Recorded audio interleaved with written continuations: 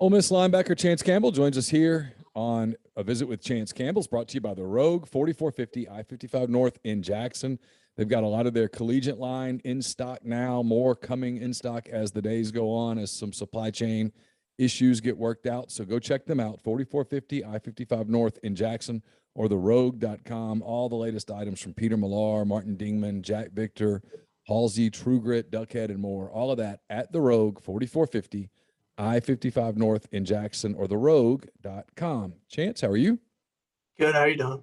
Man, I'm good. Appreciate you spending some time with us as always on a Monday. So this is obviously a big Monday with you're headed to Alabama to play the top-ranked team in the country, the defending champ, all of that stuff. We'll get to all that in a minute. But first, I kind of want to talk to you about your open date. What was that like this early in the season to have a weekend off? I know you guys got off. I think y'all had a meeting Friday morning and then you were off until Monday. So or Sunday night? What was that like? What'd you do with it?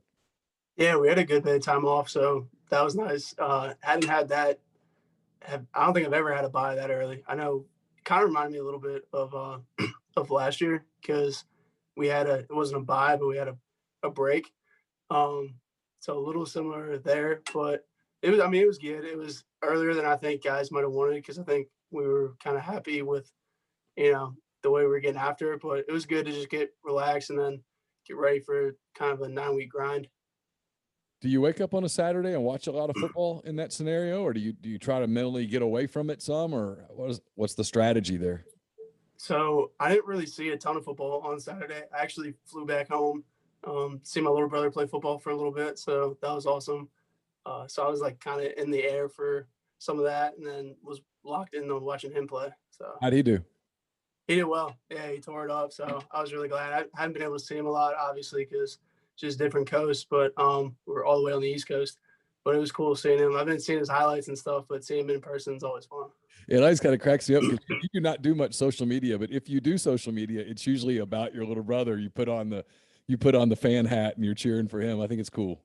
Yeah. Nah, I don't really hop on there, but like when he'll send me some. It's funny because we correspond. Like he's at a Fort Union Military Academy, so he can only really email, and he's got like a landline in his place, so it's like hard to. He only has like a certain amount of time to call, so like I don't really get to see too much of his stuff. But he'll email me like his highlights, and I'll check them out, and then I'll go like re-download my Twitter, go put them out there, and then kind of get back off of it.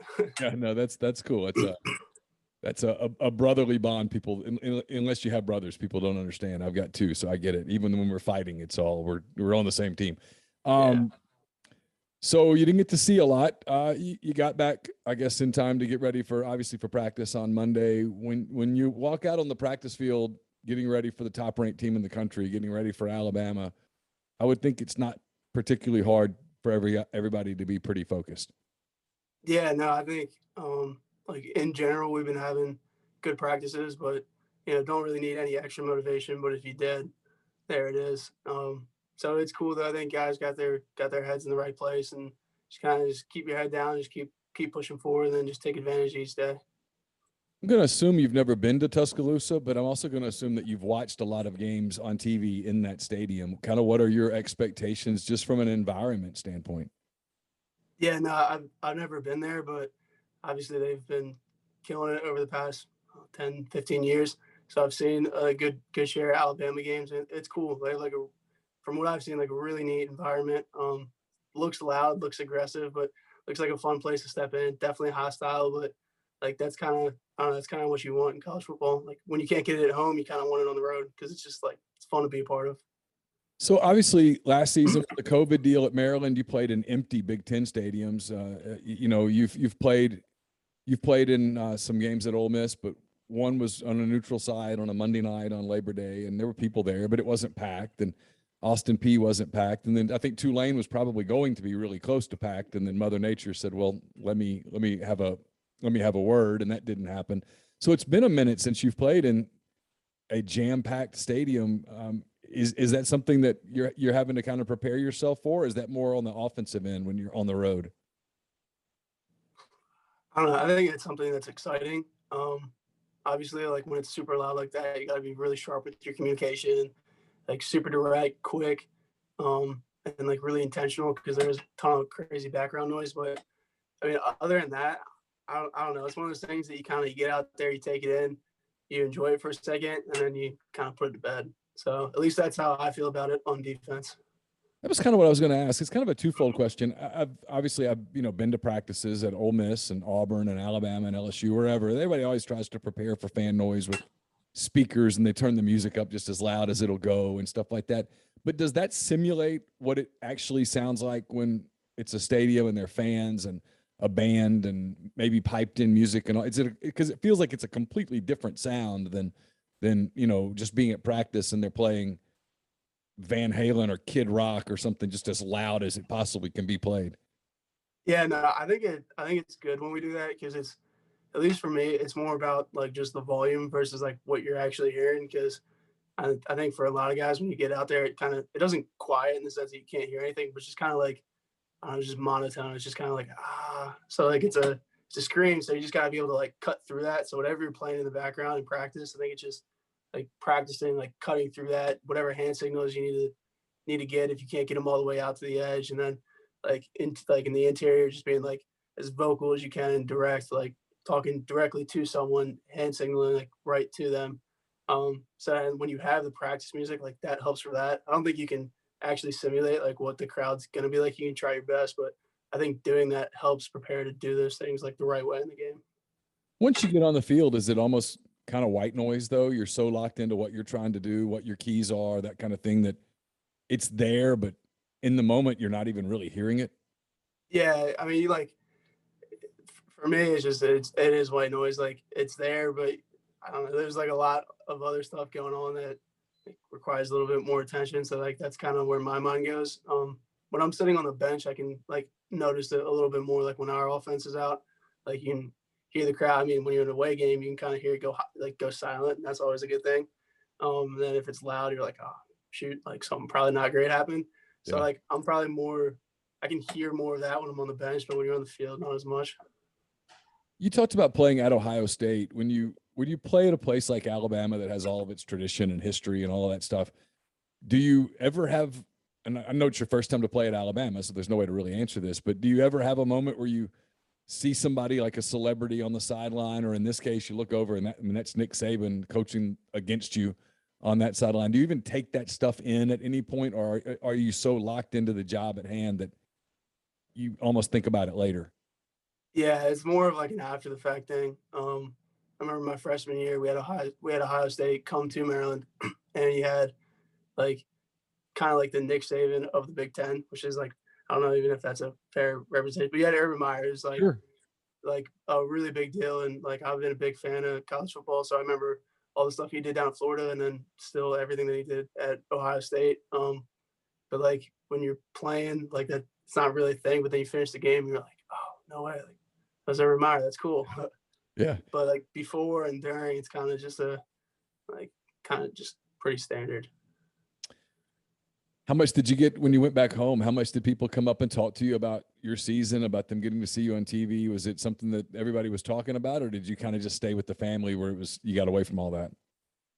No, I mean I was just with my family, which was like really nice. I didn't actually go home. I went to Virginia, Oh, I which is got you. where my little brother played. So, and it was a 1 day thing. Got up super early on Saturday, got back, like I guess you'd call it super late Sunday morning, or I mean, super late Saturday morning, like holy smokes, Saturday night, Sunday morning. Yeah.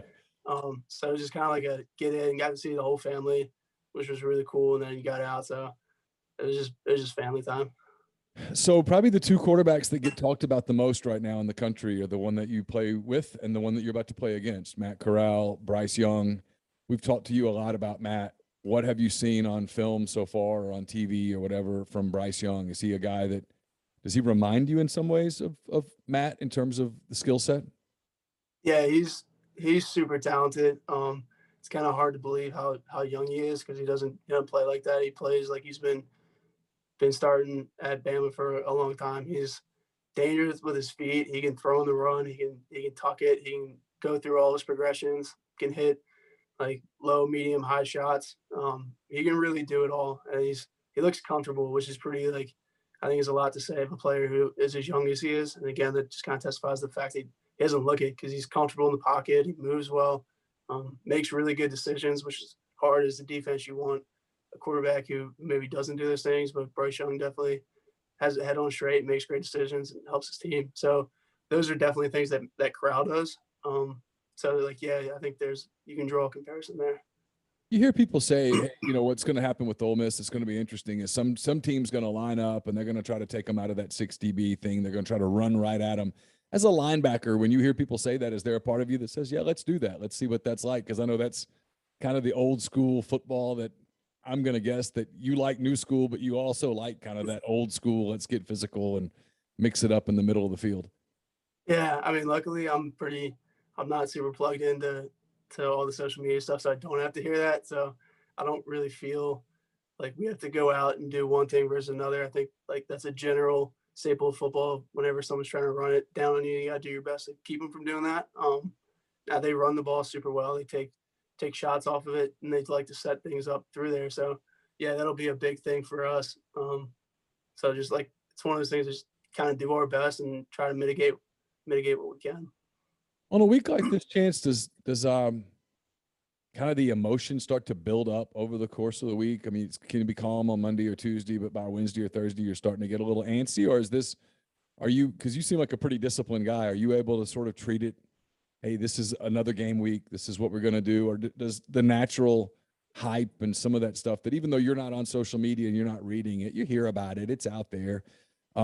Does it start to kick in a little bit as the week goes on and you maybe it's harder to sleep? It's a little more not anxiety, but energy kind of coursing through your veins a little bit. Yeah, I think that like what you described is pretty normal for most weeks. So when you go play a team like Alabama, like that's obviously going to be heightened a little bit. I think what you try to do is just like when you get some of those feelings where you're a little unsettled or you get excited for like what's next, just kind of try to put that aside and then work through whatever you have like right in front of you. So if you're ready to go play, you're getting excited, like maybe that's the time to go watch a little tape, or like you start to get antsy, you wonder what it's going to be like. Maybe that's the time to go like try to take care of your body and pick something to get your mind away from things that it's not supposed to be on. On Friday night, when y'all have your final meeting, and I know you meet again on Saturday, but on Friday night when you have that final meeting and you get dismissed and they give you guys a snack or whatnot, is it hard for you to fall asleep the night before a game like this? Or are you one of those guys that, no, my head hits the pillow and I'm out? Yeah, I don't really sleep. I don't sleep great before any game. I try. So I try to be pretty disciplined about like my bed habits. So like when I get in bed, like put the phone away because that's a really easy way to like go, and like taking away my social media stuff, like that's helped out a ton. But like you go on Safari or you go on the ESPN app and then you start trying to read articles, like that's no good. So just like kind of put your phone away and then trying your best. It doesn't always work fantastic. Like sometimes you kind of up, toss it and turn in, but that's not the worst thing in the world. That's why you try to stay disciplined throughout the whole week because, like, that might not be a great sleep Friday night, but if you get good sleep Monday through Thursday, kind of makes up for it. Yeah, I don't think if I were in your shoes, or not building up the Alabama game, but just the night before a big game like that, I don't know that I'd sleep at all. I guess I'd toss and turn a little bit, but you're right. If you get to sleep on Wednesday and Thursday, not getting the sleep on Friday is not going to hurt you until maybe Sunday morning when you wake up and you're a little more fatigued than you normally would be. Yeah, definitely. Yeah, last thing. So what's just kind of the general mood around the program? Listening to guys talk, I thought Matt Corral's answer today was interesting. He said, and obviously, Chance, you weren't here a year ago for that game, so you don't remember the buildup to it. But he was talking about how a year ago there was more guys during the week thinking more about Alabama than they were thinking about what you just said. Hey, we got to take care of Monday. We have to take care of Tuesday. He said this year he senses there's more of obviously a respect for Alabama but that it's more of a focus on we play ourselves on Monday, we play ourselves on Tuesday, we have to get better. Do you sense that's permeating through the entire building? Yeah, I mean, I definitely feel that. I don't think that I'm the only one who feels the way that I just explained. I think we have a ton of guys doing those things. And I think that's helpful because just like you said, it's important you go play yourself. I know you're playing the scouts and you're seeing their looks, but you just try to attack the day, and like that day is Monday. It's not Saturday. Like, there's a time to go play the game, and it's not right now. You want it to be, you're excited for it, but you got to kind of go earn the right to go play. on Saturday, and just trying to do those things, I think is the right way to go about it. And I think we're lucky because the coaches handle a lot of that stuff. They look forward to the game, help us get the right schemes going, help us like set up the scheduling and practice. So we don't have to worry about too much other than like what's right at our feet. Chance, as always, it's great to visit with you. Good luck this weekend. Enjoy the trip to Tuscaloosa, and we'll look forward to talking to you again next Monday. All right. Thank you. Appreciate it.